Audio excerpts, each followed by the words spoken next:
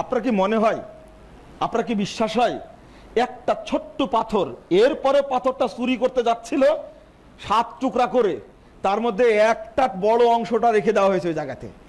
এই একটা টুকরা ইব্রাহিম আলাইহিস সালামের সময় থেকে নিয়ে আজ পর্যন্ত এই 5000 বছর পর্যন্ত একটা পাথর লক্ষ কোটি বনে আদমের পাপ বহন করছে কেমনে বলেন তো দেখি।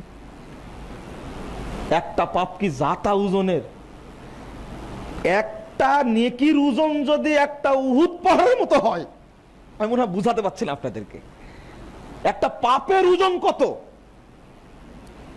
তাহলে একটা ছোট্ট পাথর বহন করছে পাপ হাজার হাজার বছর যাবত।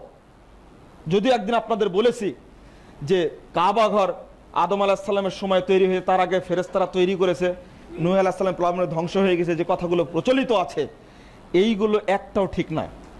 বরং ইব্রাহিম আলাইহিস সালামই প্রথম ইবাদতের ঘর হিসাবে কাবা ঘর তৈরি করেছেন। এই কথাটি আজকের না, ইমাম ইবনে কাসির রাহিমাহুল্লাহ বলে গেছেন।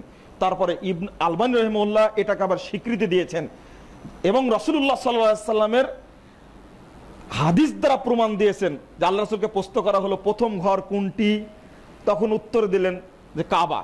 দ্বিতীয় ঘর কোনটি, উত্তর দিলেন বাইতুল মাকদেস। উভয়ের মাঝে পার্থক্য কত বছর?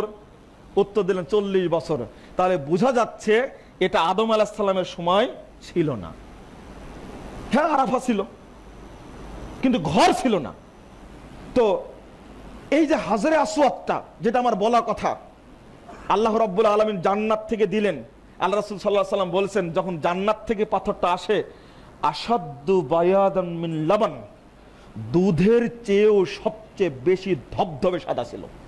ফাওয়াসওয়াদ্দাত বিখতিয়া আদম ইবনে আদম, অতঃপর পাথরটা কালো হয়ে যায় আদম সন্তানের পাপের কারণে। এটা যদি জান্নাতি পাথর না হতো, তাহলে একজন লোকের পাপ একটা পাহাড় বহন করতে পারত না। একজন লোকের পাপ। এরপরে আছে রুকনে ইয়ামানি। নবী মুহাম্মদ সাল্লাল্লাহু আলাইহি ওয়াসাল্লাম বলছেন, কেউ যদি রুকনে ইয়ামানি স্পর্শ করে বা ওখান থেকে অতিক্রম করে, অনেকে তো স্পর্শ করতে পারে না, তখনই যত পাপ তার জীবনে আছে সমস্ত পাপই ও চুষে নেয় রুকনে ইয়ামানি। এরপরে যখন আসে, মানে হাজরে আসওয়াদ যে কোণে আছে, এই কোণ বরাবর যখন আসে, তখন নবী মুহাম্মদ সাল্লাল্লাহু আলাইহি ওয়াসাল্লাম বলছেন, হাজরে আসওয়াদ এমন যে ও যত পাপ করেছে সমস্ত পাপ, আদম সন্তানের সমস্ত পাপ সে গ্রহণ করে, সে নিয়ে নেয়। কাল কিয়ামতের মাঠেও সাক্ষীও দিবে এইভাবেই।